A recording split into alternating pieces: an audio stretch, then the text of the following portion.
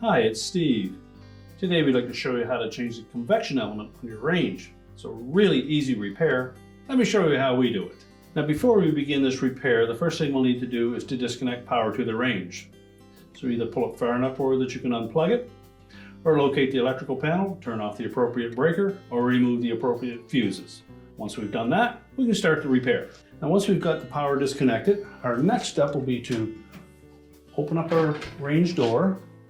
And then we're just going to flick down these little locks. And that will hold the hinges in one position. So we can close the door up until it comes up against those stops. And while grasping both sides of the door, just tilt it up closer to a vertical position and slide it out of the range. And then we'll set that aside. Well, next we'll pull out the racks and set those aside. Then our next step will be to remove the cover shield over the convection fan and heater assembly. Now with the racks pulled out of the oven and the door out of the way, we have better access to this shield. So next we're going to remove the screws that secure that to the back wall.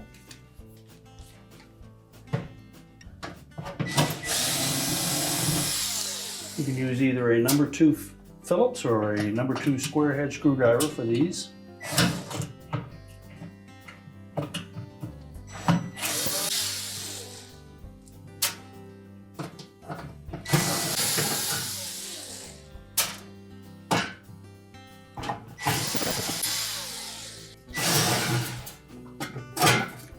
So be sure to support that shield as you remove the last screw.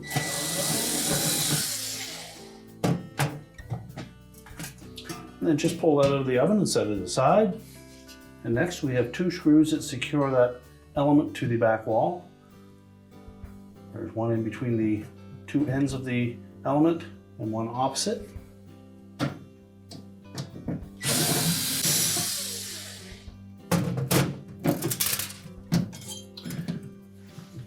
So then just carefully pull that element away from the back wall, allowing the terminals and the wires to pull through the opening. There should be lots of wire there.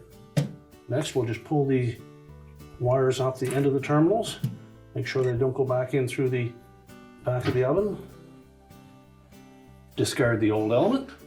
And then just inspect those terminals, make sure there's no signs of any corrosion or arcing.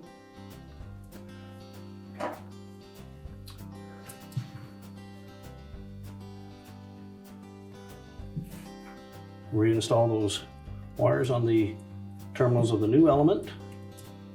Make sure they fit on nice and snug.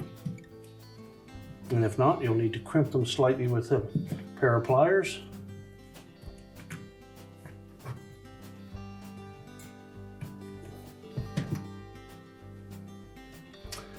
And then we'll carefully fit those wires and terminals back through the opening and through the insulation, trying not to push the insulation out of the way. Reinstall the mounting screws.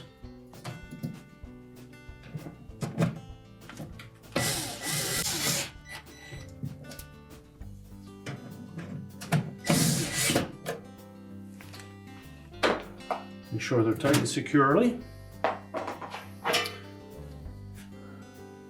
Then we'll reposition that cover.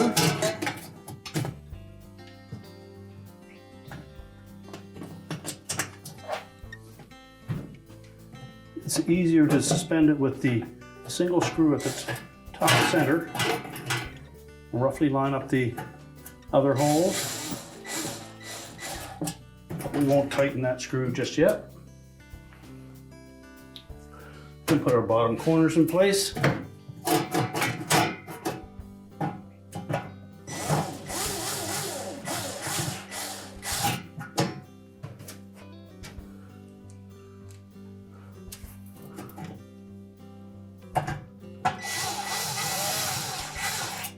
And then tighten those 3 screws securely.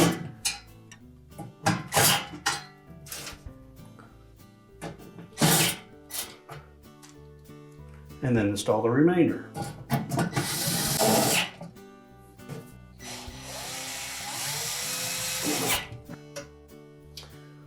And now we're ready to put the oven racks back in and the door back on. Just reposition the racks.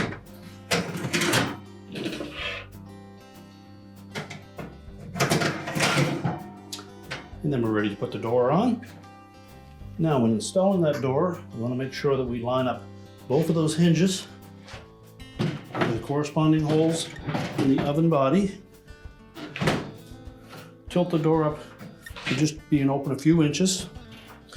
Make sure the hinges engage. Lower the door down. It should go to a flat position. If not, you'll need to reinsert those hinges into the body again. Once it lays flat, we'll simply release those locks. Check, make sure the door lines up properly. We're now ready to reconnect the power, and your repair is complete.